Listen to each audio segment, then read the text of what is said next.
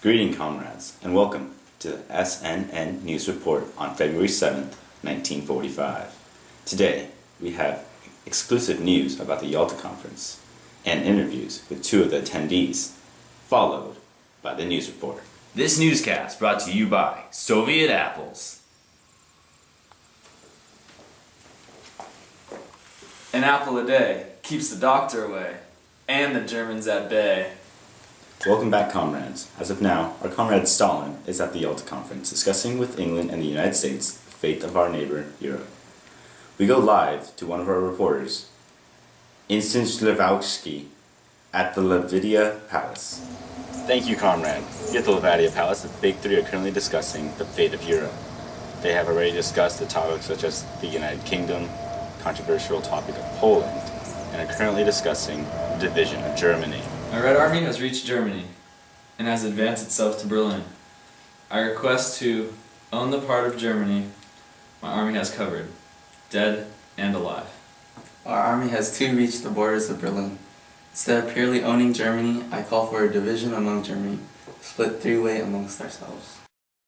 I agree with Mr. Roosevelt, but I call for a slice of Germany for France.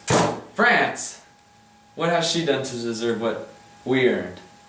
She was one of the first to fall to Germany's forces. You may keep your third of Germany. Mr. Roosevelt, will you consider giving a portion of your occupation zone to France? I will do the same. I consent to this agreement. France shall be awarded a portion of Germany on behalf of the United States and Britain.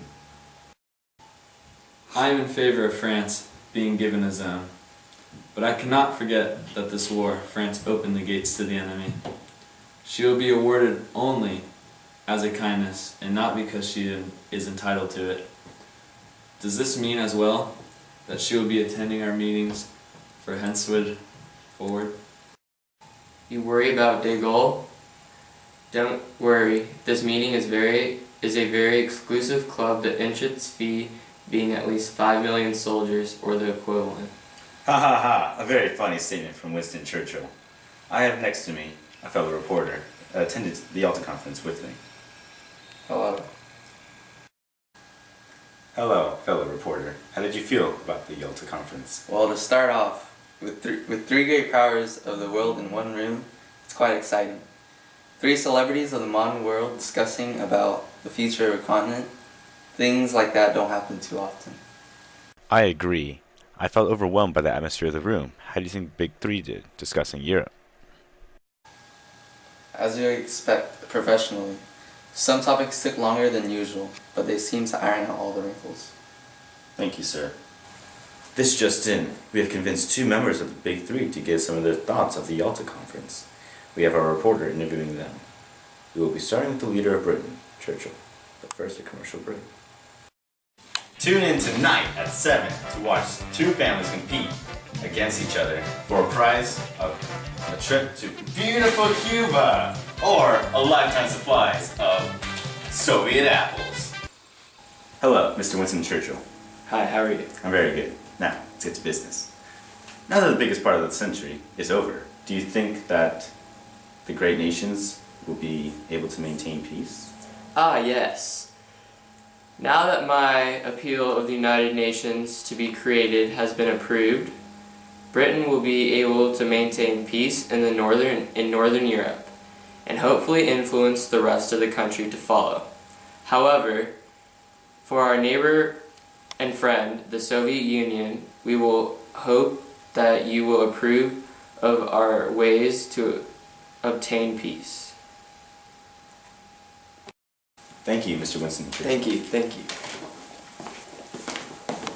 And now we have none other than our leader Stalin with our reporter to answer some questions. Our leader Stalin, what did you think about the members of the Big Three? Well, our comrades on the Western world seem easily persuaded by my words. They have agreed to let us, the Soviet Union, to have control Poland, the gate of many battles. Unfortunately, I have promised not to make Poland not entirely communist. They will hold free elections until I see my step into command. And there has been a rumor that the Soviet Union will step into the war with Japan very soon.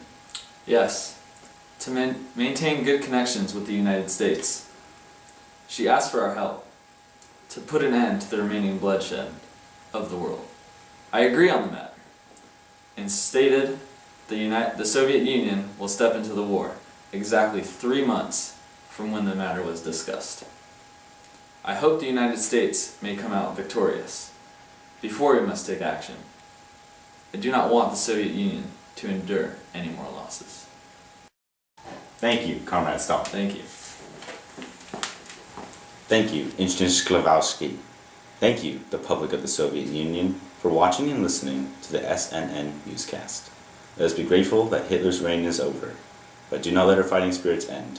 We still have to defeat Japan with our allies, the United States. The Soviet Tennis Association presents a new product for the sport, tennis. If you are terrible at tennis, keep watching.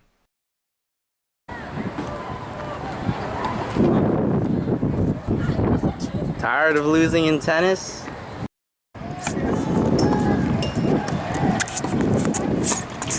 Tired of being terribly bad?